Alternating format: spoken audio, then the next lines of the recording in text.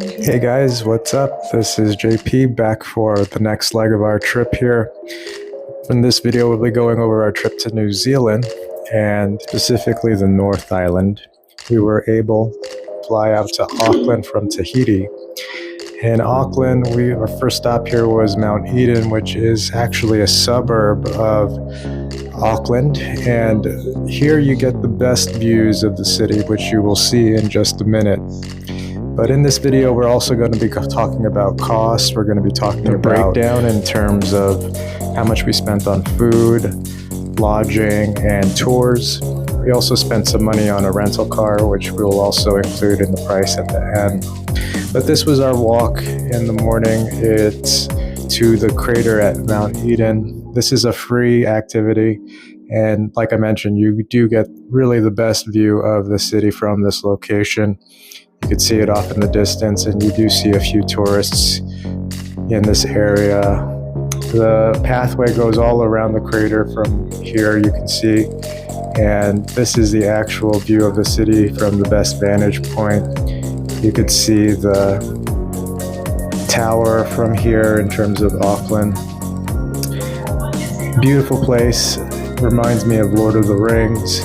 All of the greenery in this area is a very, very big difference from what we're used to seeing in Las Vegas. And so we were able to take this all in. We were coming from Tahiti, and in Tahiti it was a nice balmy 75 to 80 degree day. But in Auckland it was actually their winter. And so we had to pack a nice jacket for this trip. And fortunately everything went well. Our next stop on this visit to New Zealand was Waitomo, and in Waitomo we were actually looking forward to seeing this cave. This is a glowworm cave, and unfortunately in terms of this location, the glowworms are something that you really can't photograph per the rules, but we got a little bit of a workaround with regards to that. This was the exit to the cave, and again, very, very pretty, beautiful nature. A little different from Bora Bora, I will tell you. It's a lot colder, but still nonetheless very beautiful. In Waitomo, we were also able to take a hike. This was the exit to the glowworm cave that we did. And we subsequently took this hike, and you'll see in a minute here the change in terms of the environment. It looks a bit rough in this area. We have this river here, but once you get going in terms of this hike, you'll see the vastness of this rural farmland that we were in, and it entirely reminded me of the Lord of the Rings movies, where everything was just so bright and green. And so this is where it actually opens up into that ginormous field of green. Just breathtaking. All of this green, all of these hills, just something you really don't see a whole lot of, at least where we live in the United States. So it was amazing to us. And as we walked down this path, just very much like a movie. I mean, I can't think of a more beautiful, lush, green landscape that really we've ever witnessed. It reminds me a little bit of Ireland. You know, Ireland is also quite green. The weather here was pretty accommodating. It was winter, like I had mentioned, but it was a very mild winter relative to what we're accustomed to. The weather here, it was probably in the low 50s to 60s. We were walking up this hill, so you can see my wife celebrating a little bit there. But they also offered zip lining and all of that adventure stuff in this location as well. But us being a little bit on our tail end of 40, we kind of passed on that. We just decided to take in the sights, and it was entirely worth it. The glowworm cave was slightly a bit of the disappointment considering that photography was generally prohibited, but this made up for it in the way that it did give us some idea of what New Zealand was all about. The next stop here was Rotorua, and this is kind of the other area where there was a lot of activities that you could do. We made our way over to this redwoods tree walk, and here essentially you can kind of climb all of these little suspension bridges that were all over the forest. And my wife wasn't expecting this. She does have a fear of heights, and so this was a little bit of a challenge for her, but she was a trooper and was able to do the whole thing without any major issue.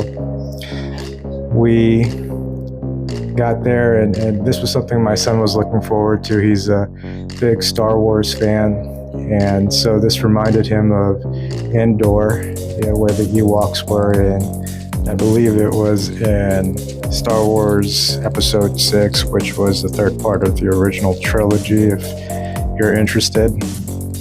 So this walk basically included like 30 suspension bridges and these little platforms. There was a small little tree house as well in one part of this entire walk. And it was amazing, nature all around. It was quite a big difference from the beaches of Tahiti, and a welcome difference, a very welcome change. These redwood trees were pretty impressive. We have seen bigger redwood trees in parts of California, but these trees nonetheless were pretty amazing. Here you can see my son kind of taking in some educational aspect of what these trees were all about. Here's my wife struggling through these heights, and there was a part of these suspension bridges where it actually climbed another 10 to 15 feet into the tree, and so it actually increased as the walk went on. Here you can see my son doing his thing again. But they also had lanterns that were hung, and this was actually another attraction that you can take in at night, where they light everything up. Those lanterns would light up, and these little areas where the suspension bridges and the platforms were lit up. So it was very romantic, very beautiful in a different way. Here you can see the actual height of the suspension bridges from the ground. Overall, this was a pretty fun activity. It wasn't zip lining, and again, we're getting too old for that. So if that's your thing, there are those availabilities in terms of this tour as well. They actually had a separate booking for this tour where you can go bungee jumping and zip lining through the forest.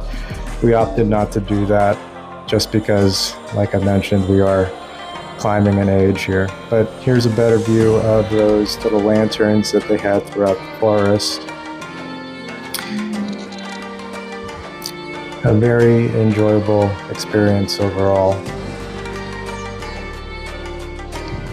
And here you can see that treehouse, and it was very, very cool. Again, all of these things would be lit up at night to kind of experience this a little differently. We finally finished, and you could see the exhaustion on my wife's face here, but she was celebrating at the very end of it. She was able to conquer that fear. There is also a few walking trails in this area, and this was one of those things.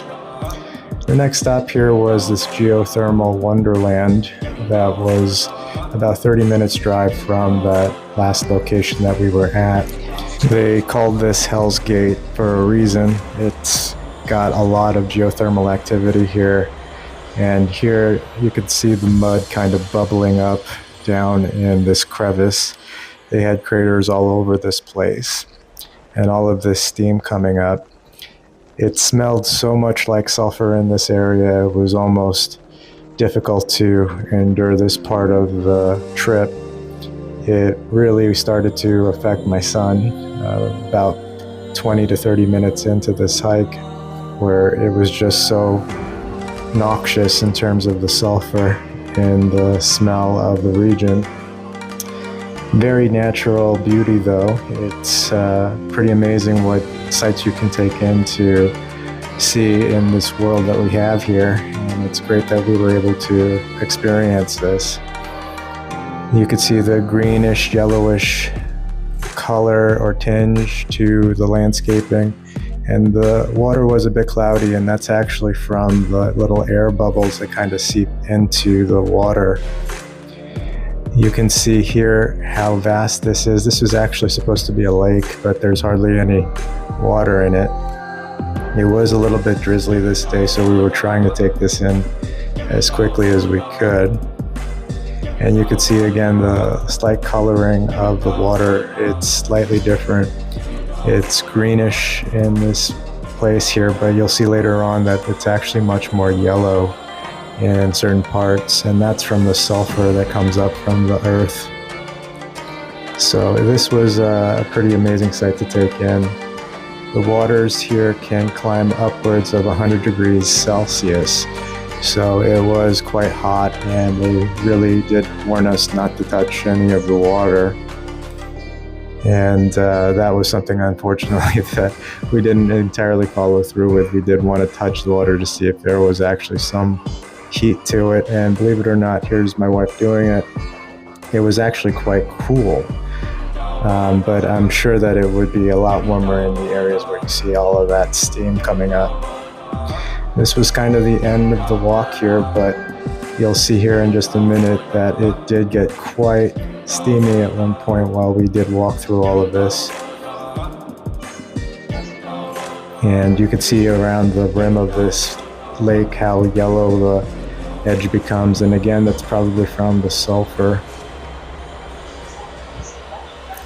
You can really get a good steam facial on your face here with all of this steam. Very amazing thing to experience. I'll be honest with you that this was quite a unique experience for me, and something that I don't think I've ever experienced prior to this.